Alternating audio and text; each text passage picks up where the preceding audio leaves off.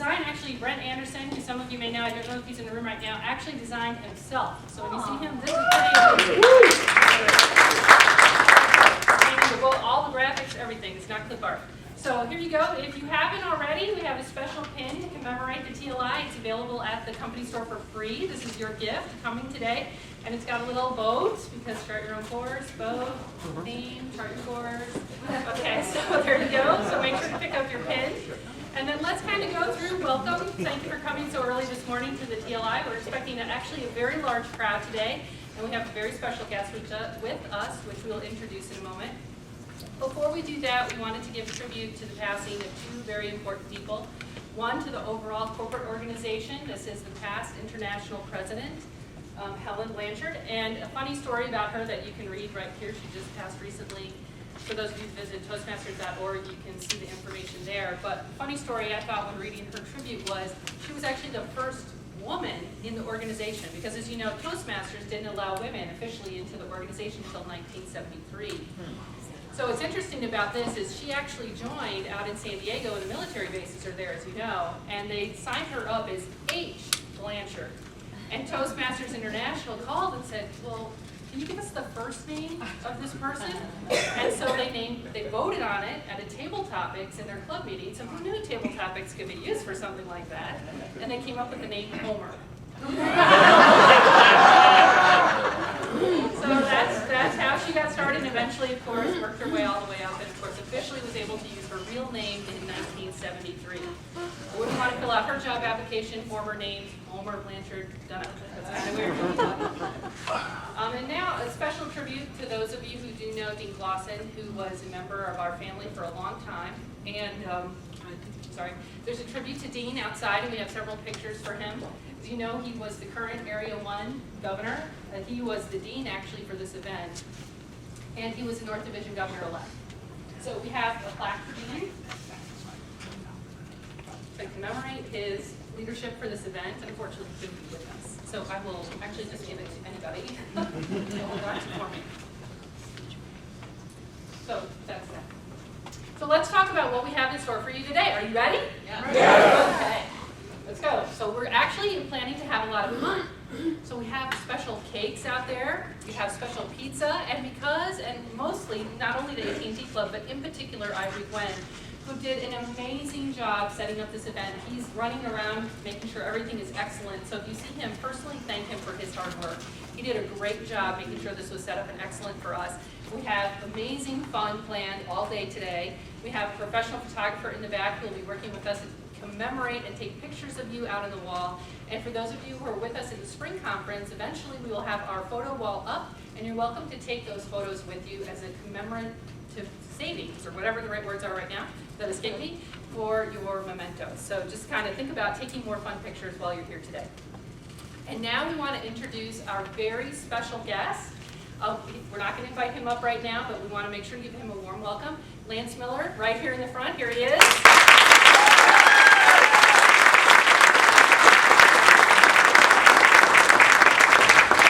As you know, Lance is a world champion speaker. He has been with us several times before. We're so fortunate that he was able to come and be with us this weekend. So we're very lucky, because I think, Lance, you said you were just in Saudi Arabia. Yeah, well, a month ago or so. A month ago. It probably took that long to recover from jet lag. We're so thankful that he's here with us today. And not only is he going to be giving a fantastic speech on speaking, but he's an excellent Toastmaster as well. So not only is he a world champion, but he's an active Toastmaster in building clubs. And he's going to take us through 4 amazing presentations today. I know you're all really excited because the registration for his sessions is incredibly overwhelming. So make sure, if you're coming to his sessions, that you are here early if you want the front row seats, because they are sold out, actually. So we're really excited about that. Selling them? No, well, oh, okay. I mean, they're sold out, they're full. So, there you go. So watch that, and make sure to take your picture with Lance. And of course, we have our beautiful media wall out there for you to do that. Our professional photographers in the back taking pictures right now. A quick view on your itinerary on what you can expect as we set sail today on the TLI. Hopefully you were all able to pick up an itinerary. If not, no problem. We have plenty out there on the tables. And what we have in store for you today, after our opening session, we'll go right into our 9 concurrent sessions that will be running. Check your agenda for room locations. We have all the officer training sessions running, free Toast, that's the 3-letter acronym, and judges training. At 10 o'clock, we'll have only Lance speaking on club management and marketing, so this is the sessions I was alluding to, and building a championship club rolling right into the 11 o'clock. And then at 12, we will have our special red carpet, where we're going to be recognizing special people. I'm going to come back to that in a moment, and Lance is going to speak there too. So we're going to hear a lot about Lance, which is great, right? That's why you all came. And then at 1:45, we'll go back to our officer training. We have several other ones. We have Journey to the International Speech Contest with Barry Mixon, free Toast again, how to hold a successful open house, and world-class club coaching and club mentoring. And then 2:45, again, officer training, and then we're having Everything Rises and Falls on Leadership with Marsha White, a certified John Maxwell coach, club contest, how to have a great club contest, the Speakers Bureau, judges training again, and high performance leader projects with Cassandra Lee. So we have an action-packed agenda, so what do you think about the agenda?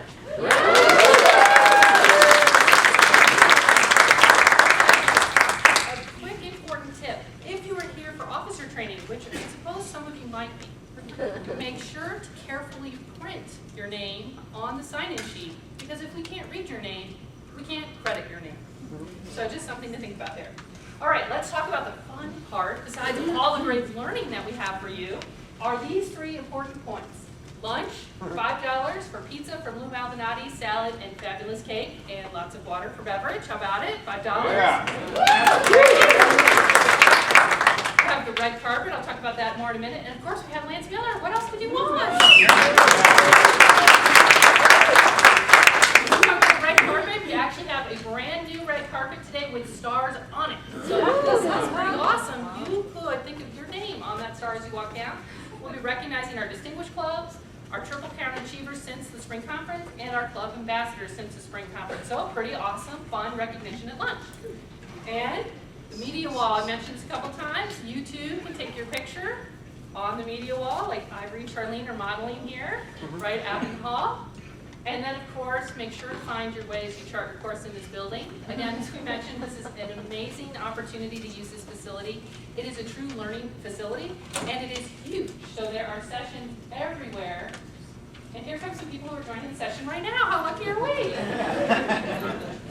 All right, again, a special thanks, Ivory Gwen, Brent Anderson, who's doing all the operational leadership here, and Bill Morrell, who's helping us again with the operational on-site logistics and all the facilitators and timers. So please, I know they're not in the room, but please give me a round of applause so they can hear me. And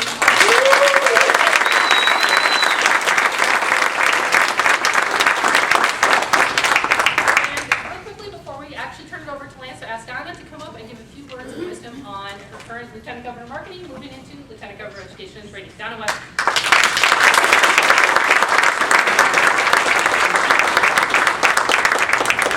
Welcome, everyone. Good morning. Good morning. So, of course, if you're here for officer training, or you're here and you weren't sure you were going to officer training, do, because that's a great way to, 1, get your credit, but even better, to actually learn some more about the role and learn of resources and other people that are in the role that you can share with. So that helps. But of course, I always have to take the opportunity to talk about membership. We have 2 weeks left. We still need a few more members. Just to remind you, we have 2 contests going on. One is the Open House Challenge. That if you hold an open house, there is a form to submit on the D30 website to tell me about your open house. You have to add 4 more members, and when you do, you're going to go into a drawing for a video camera. Woo! Wow! And because we're not ending the contest, we extended it to give everybody the opportunity to try to hold an open house. When I do the drawing, I'm going to actually come to your club. I'm not going to tell you. I'm like the Reader's Digest sweepstakes. I'm going to come to your club, present you with the camera, and then tell the rest of District 30 who was the winner. How cool is that, right? Now, if you add 4 members, all you have to do is add 1 more, 5 members, and you also will earn Beat the Clock Challenge, which is a Toastmaster International. You'll get a ribbon for your club banner, but also we've got added incentive. You have the choice of a new club banner, a banner stand, or a set of advanced manuals. You've got 2 weeks. Just have everybody at your next meeting, make it an open house. Everybody bring a guest, like one-on-one membership, and I'm sure you can get at least 5 people to join. Yes. Have a great time today.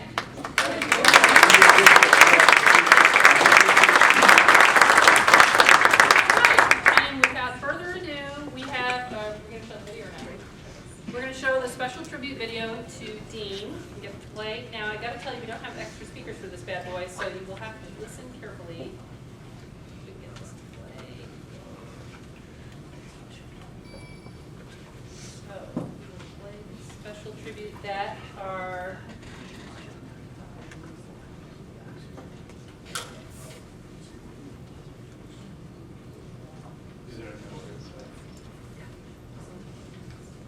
And before it plays, actually Tim Bolger and his crew made this, so we want to give Tim thanks for having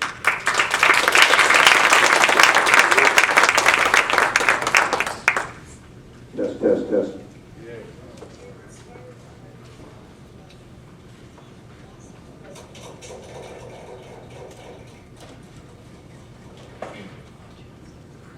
Toastmasters, fellow Toastmasters.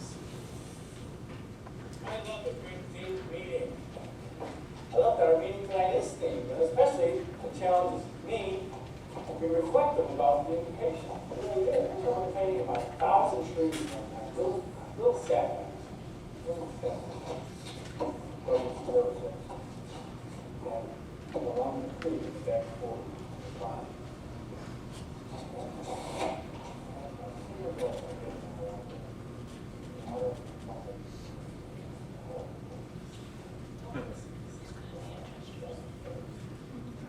My mother was all about family, nurturing and letting things grow. After something or someone got so big, she would say, nothing that I do from here on out is going to change. She would say the same thing about sweet corn and beans as she would about all of them. So, give them a firm foundation, nurture them, let them go. Well, that brought me to think about this book, my book of daily reflections, which is really the invitation of the day. Specifically the page on March 29th, called Trusted Servant. They are servants. That theirs is sometimes the thankless privilege of doing the group's work. This about Zorba the Greek. Zorba the Greek, Zorba the Greek, Nikos Kazantzakis describes an encounter between his principal character and an old man busily at work planting a tree. What is it you're doing? Zorba asked. The old man replied, you can see very well what I'm doing. I'm planting a tree. But why plant a tree, Zorba asked, if you won't be able to see it bear fruit? And the old man answered, I, my son, live as though I was never going to die. The response brought a faint smile to Zorba's lips. And as he walked away, he exclaimed with a note of irony, how strange. I live as though I was going to die tomorrow.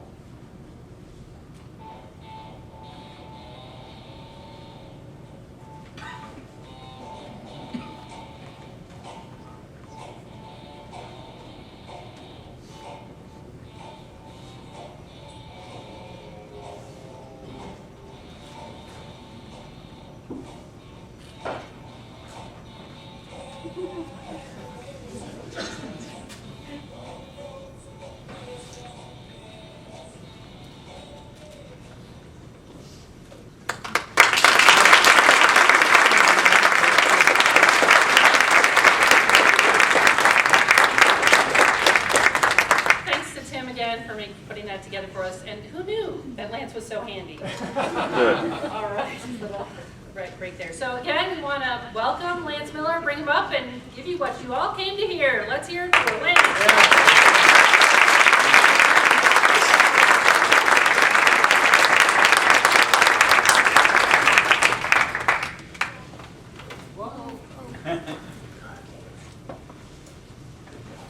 Thank you. So I get re-mic'd here. It's great to be back in District 30. I always feel like I'm coming home when I come back to Chicago.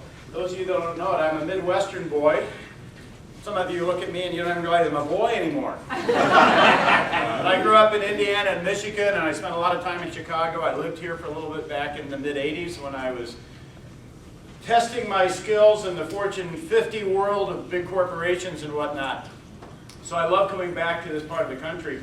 And it was, Michelle had called me about 9 months ago, I think, and said, we want to book you on June 15th. And I said, that's so far out. Just, check with me in 6 months or something like that. And so about every 2 months, I get this email, are you still available? Are you still available? So it all worked out that I could be here. Now, I have about 30 minutes right now to go over some information with you, and I'm very fortunate that the district has allowed as much time for me at this TLI as they have. In addition to winning the World Championship, I built my home club in Hollywood, California, from a failing club up to 95 members and the number 4 club in the world. And that experience changed my life dramatically. And that's what I want to share with you, because 6 years before I became a world champion speaker, I had built a world champion club. And I know that I could have never become the speaker I became if I didn't have the dynamic club experience that I was a part of creating. And I'll make it very clear, I did not do that on my own. No one person built a club. It took a team of us to do that. And I'm going to go over that in my session, Building a Championship Club. So I'm not going to dwell on that too much this morning. But a quick survey of the audience. Is there anybody here that's pretty much tapped out on success? You just can't have any more of it. We've got a couple people here. You all agree that you could use maybe a little bit more success in maybe 1 or 2 areas of your life? Yeah. Is there anybody here that has just accomplished all their dreams and they just don't know what to do with their life anymore? All right. That is the whole aspect I see that Toastmasters brings. When I joined Toastmasters, I was 34 years old. It was 5 years ago. At that point in my life, I was experiencing a lot of personal frustration because I was not achieving what I wanted to achieve. And I didn't know where to go and what to do. And I didn't join Toastmasters to achieve what I wanted to achieve. I joined Toastmasters because I thought it would be a fun thing to do. It's a whole other story. And I'm going to talk about how to get members, and I'll tell you how I joined. I had a friend of mine ask me to come to the club 8 times. Finally, I came and visited the club. And through that experience, my life started to change. And I want to share with you something that I realized about life in general and what I was personally struggling with. Another survey of the audience. Okay, we know that you want some more success in your life. Did anybody here ever grow up in a family? A couple of you did. That's good. Now, let me ask you, when you were a kid, did you ever want to do something that your parents didn't want you to do? Oh, yeah. Did that ever happen? Oh, yeah. Oh, yeah. Who won? Your parents did, right? He said, yeah, I did. Okay, he's got a rebel here. I know that because he's wearing an orange t-shirt.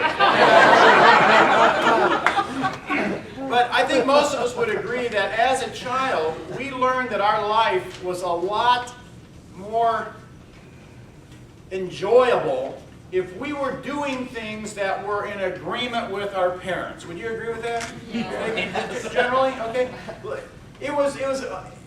We enjoyed living a lot more if we were doing things that were in agreement with our parents. And we get to this little habit of sort of looking at our parents and saying, should I do that? And that becomes the determination of whether I should do that. Did that happen to anybody? Because it certainly happened to me. Did anybody here go to school? Okay, a couple of you did. That's good. Now, when you went to school, were you ever told what seat you had to sit in at what time? Yes. And what you had to learn? Yes. Did anybody here have to learn something in school that they didn't have any interest in learning? Yes. Okay. And were you told what you had to spit back out on the paper to move to the next level? Absolutely. And what happened if you didn't spit back out on the paper what the school wanted you to put on that piece of paper? And what happens when you failed? You do it all over again. You had to sit in that chair for another year. Did you become motivated to make sure you did what the school wanted? Yeah, we all did. I know myself. I can remember even 2nd, 3rd grade when they passed out the report cards on the last day of school and everybody turned to the last page to see if it said what grade are you progressing to. I always had this nervous anxiety that I was going to fail and I was going to be held back. And it just took a second or two when the whispers went around the class and everybody saw who was being held back a year. And I always had this huge relief when I had that last page of my report card. I was in 3rd grade and it said 4. I could go on to 4th grade. Here's what I want to explain that I realized I went through and I think most people go through. Is we start off life as a child with a tremendous amount of what I call free will. You know, Saturdays last all day. Life is an exciting thing to experience. And you can pick up a stick and it's the coolest thing in the world and our creative powers are out the top. And, you know, everything is interesting in life. Several years ago, there was a receptionist in an office I was working at, and her child was out of school for a couple weeks, and she didn't have daycare, so she brought him to the office. And I was doing sales going around LA. So this 8-year-old kid sitting in the office coloring, and I said, do you mind if he just rides around with me in the car? I hate to see him just sitting in the office. She was sure. So we're driving down the freeway, and all of a sudden he starts, I won't even do it as loud as he did it. I'm driving down, and he goes, oh my gosh, look at that, look at that, look at that, oh my gosh. And I'm like, what? I thought, a big piece of steel fell off a truck or something. I go, what? What? He goes, a helicopter. The enthusiasm that he had for life was just incredible. But as we go through life, we have the authorities in our life that dictate how we should behave. And as we progress through life, the authorities start to kill that free will. Because we learn in life that if we don't make the authorities, be it our parents, be it our school, maybe be it the police, maybe be it the IRS, the authorities. You go to work. What if you don't make your boss happy? Right? Same thing happens when we go to work. Where do you sit? What time do you show up? What do you do? That free will within us starts to get oppressed, suppressed, diminished. And I think you all know what I'm talking about when I say that. Now we come to Toastmasters and we say, great, stand up and say something original. For 35, 40 years we've been told to sit there and shut up. And to say things that I agree with as an authority. And we're always looking to make sure that I'm doing something that the authorities will approve of. And this is, to me, the fundamental game or mechanism that I was up against in Toastmasters. It took me a long time to realize this, but in running my Toastmasters club, there is no higher authority. See, when I ran my Toastmasters club, that was the first time in my life I ever got to run an organization that I didn't have a higher authority telling me what to do. Now, have any of you ever had a boss that you thought was stupid? Did anybody of you ever have a boss that you felt you could do a better job than your boss did?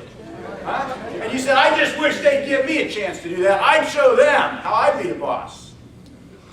And then you get in the position of being the boss, and it's not quite as simple as you thought.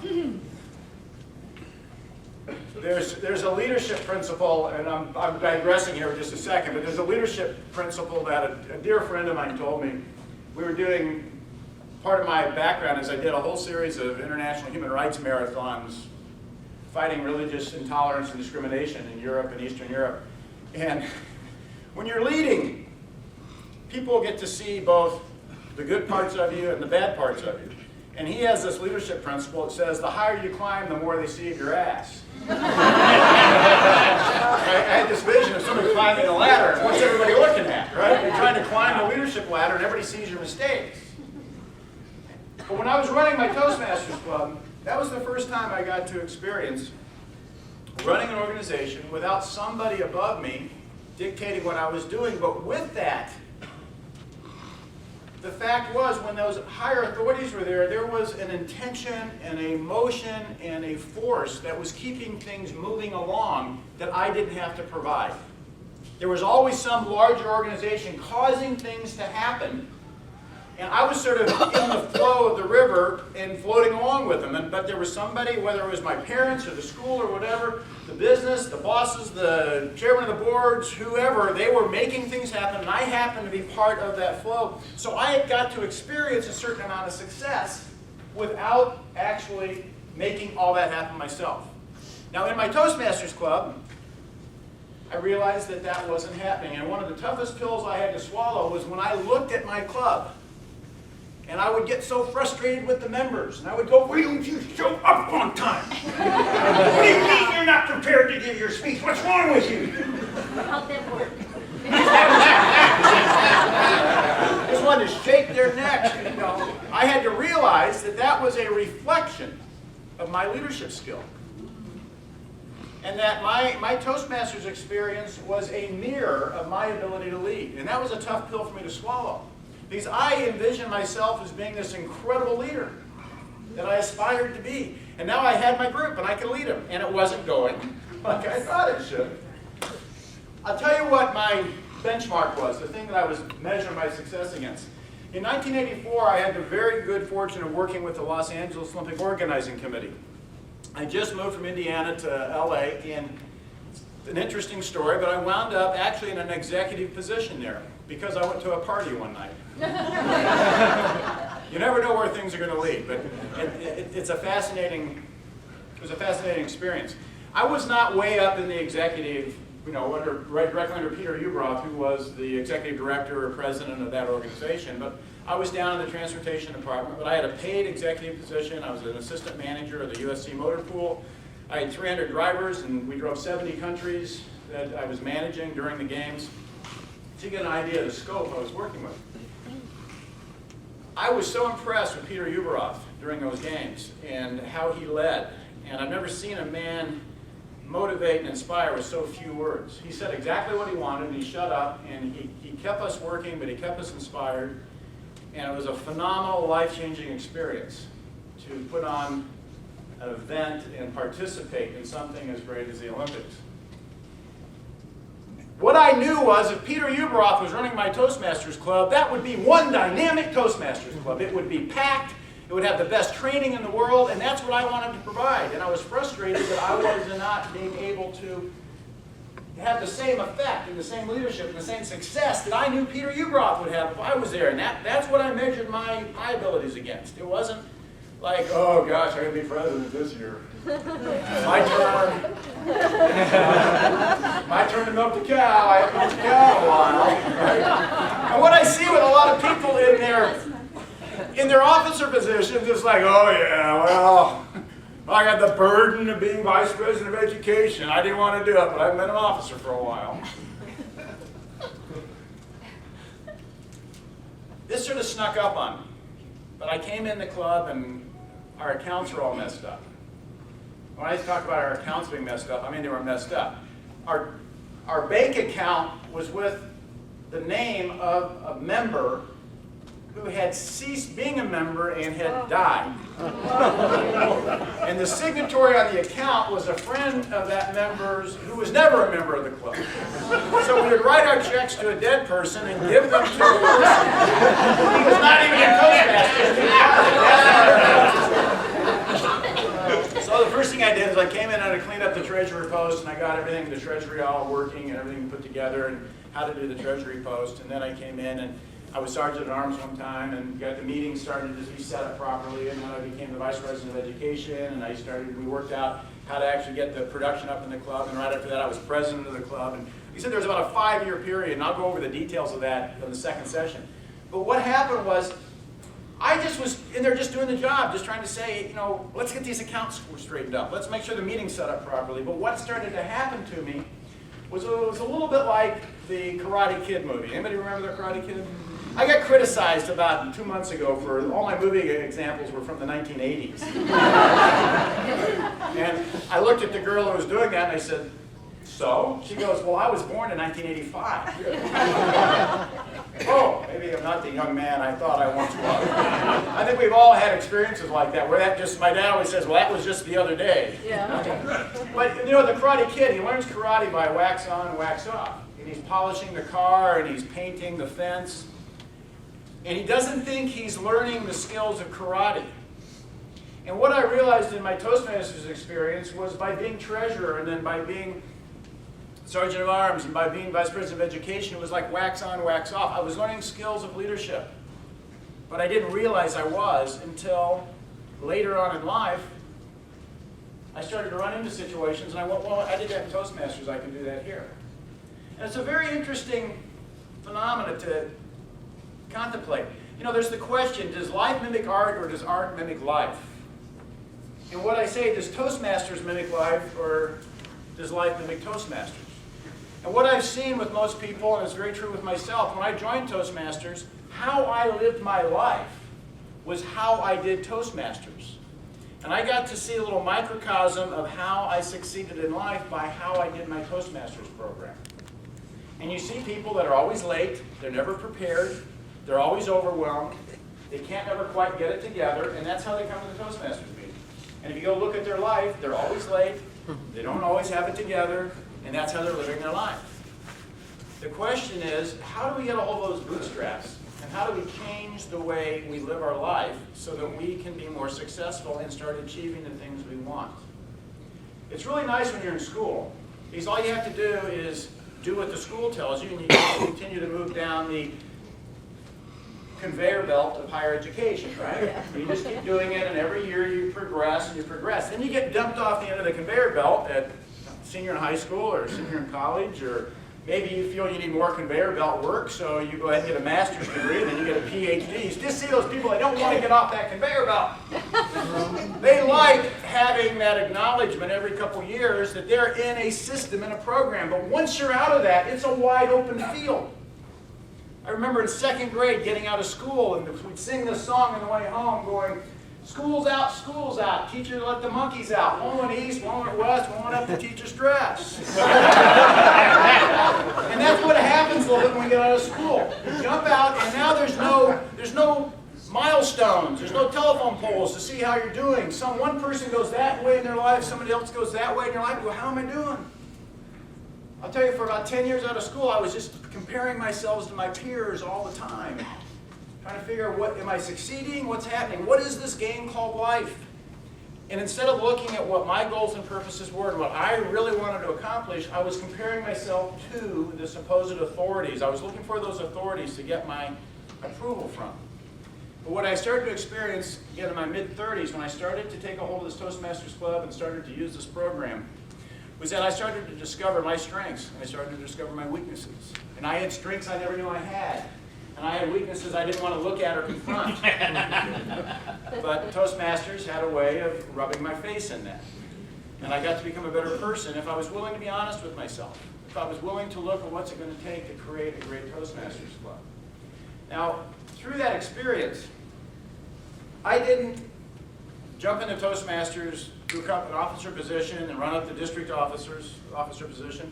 We were working, I wanted to create a dynamic club experience. There was a core team of us, of 5 of us, that really wanted to create this dynamic club. And I spent 5 years building that club and understanding the nuances of what it takes to get a Toastmasters club to work. And I want to share some of the things that I learned. And because this is an undercut, this is the viewpoint by which you approach Toastmasters. As I said, there's no higher authority. The district isn't going to come in and run your club for you.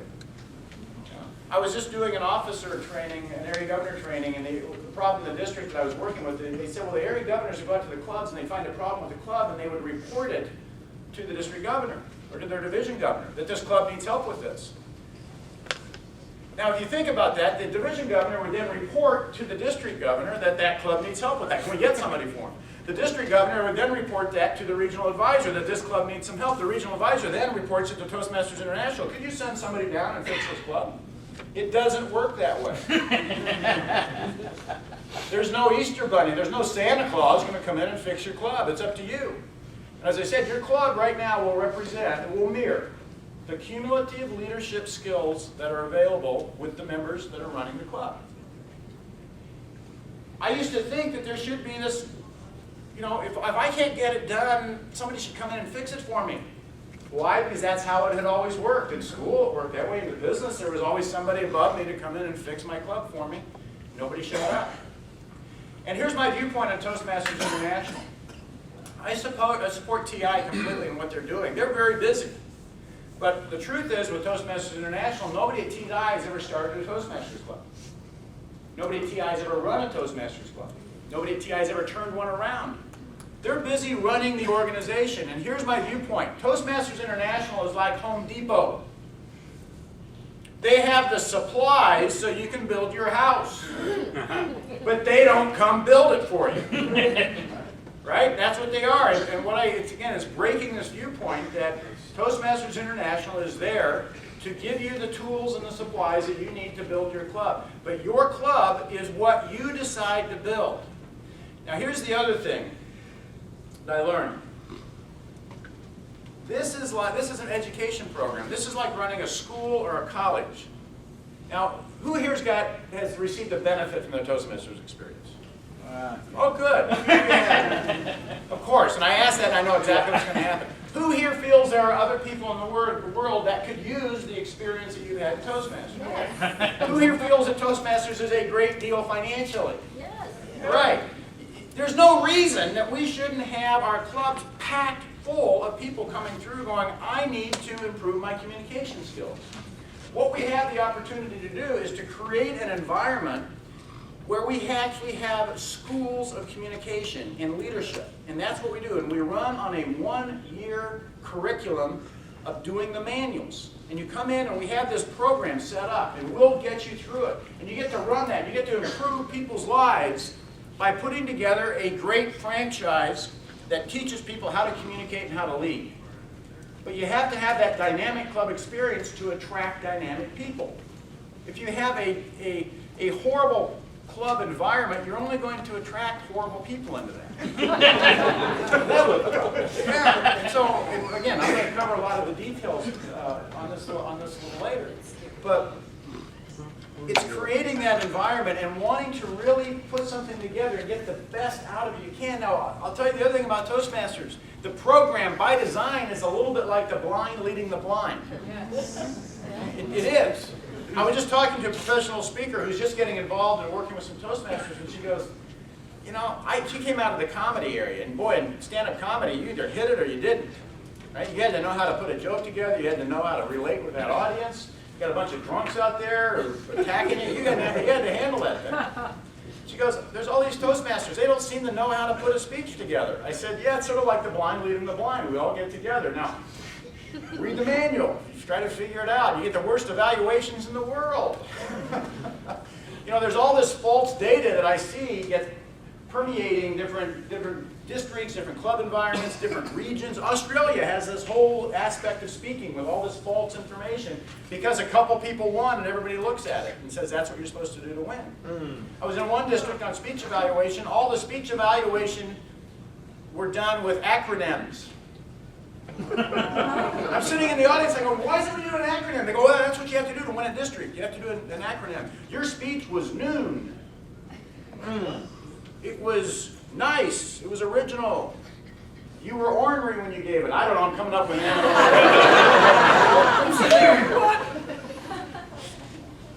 The fact is, we have to figure this thing out for ourselves. We have the tools, we have to figure out how to build the house. That's one of the reasons that, quite honestly, I'm so passionate about what I get to do now in Toastmasters is I consider myself like an ambassador for the member and for the club. That's what I focus on. I want to see better clubs, stronger membership, and I want to share what we did in our club so that everybody can benefit from that Toastmasters experience.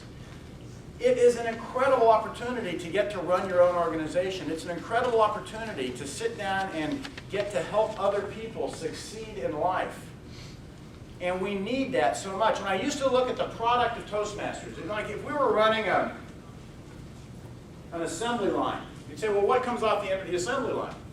Well, I used to look at Toastmasters and I said, if you look at what we produce in this education, this leadership and communication education program, communication and leadership education program that we run. What do we produce? Like if you went to college and you came out an engineer, you produced a competent engineer, or a competent English major, or competent accountant, someone who could actually do accounting. We produce competent communicators and competent leaders. But that's really not what the final product of Toastmasters is, and this is why. We don't have any professional instructors in this organization. We don't have accredited professors that teach it. We have to learn to teach it ourselves. What we really, the final product of what Toastmasters creates is an individual that can create in another individual competent communication and competent leadership. And I will tell you that is a commodity that is needed in the world.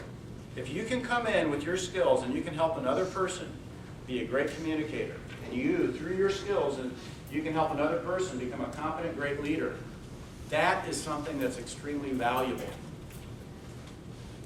And that's actually what we're making here. And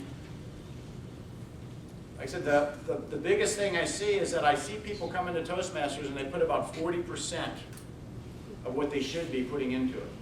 There's something I learned about life through Toastmasters. There's something I learned about life through speaking. It takes a lot of energy to be successful. If I stand up here and I don't put any energy into my speech, you know it. Because if I stand up here and I just sort of tell you about how things went when I was first joined the club, you know, I remember when I did my first CC. Everybody started to look at their watch, going, "What the devil's going on here?" To stand up and talk, it takes energy. To stand up and lead, it takes energy. And what are we going up against? We're going up against every time we stood up and put energy into something, somebody was here going, "Sit back down." And it's a phantom for the most part. It's a phantom in Toastmasters because, you know, you can achieve all you want in this organization, but you got to stand up and put some energy into it. You got to love your fellow man. You got to be able to have a lot of tolerance for people. One of the things I like to say about Toastmasters is one of the great benefits of this program is we accept anybody. And it's true. One of the great detriments of this program is we accept anybody. And you know, there are people that could not succeed in anything except Toastmasters. You know, they've got 17 DTMs around their neck and they can't speak or lead their way on a wet paper bag. But I go, like my grandmother always said, you can say anything about anybody as long as you end with "God bless them." That's the ugliest man I've ever seen in my life. God bless him. Just makes everything all right. But the point is, thank heavens we have Toastmasters, because what difference did that make in it? And by having those individuals in our clubs and in our districts, we get to learn to work with all types of people. And the point is, we get to learn in Toastmasters where there is no consequence for failure. There is no slap down. There is no beat up. There's a pat on the back, a thumbs up, a little feedback. We'll see you next week. And that's what I experienced. And here's what I know, is that through this experience, if we all pick up the ball and run with it, we all put everything we can into building our Toastmasters club, that life will no longer mimic Toastmasters. Our Toastmasters experience will start mimicking our life. And it's then and there that we will start to realize the real success of our life and start to really achieve our dreams.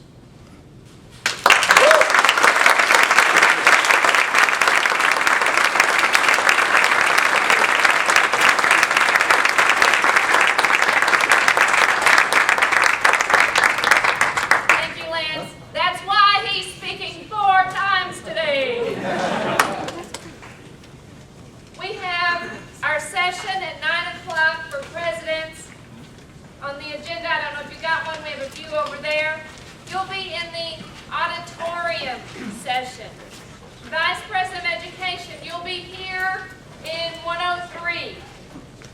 Vice President of Membership, you'll be in room 100. Vice President of Public Relations, you'll be in 101. Secretary, 108 and 110. Treasurer, 102. Sergeant at Arms, 123, 124.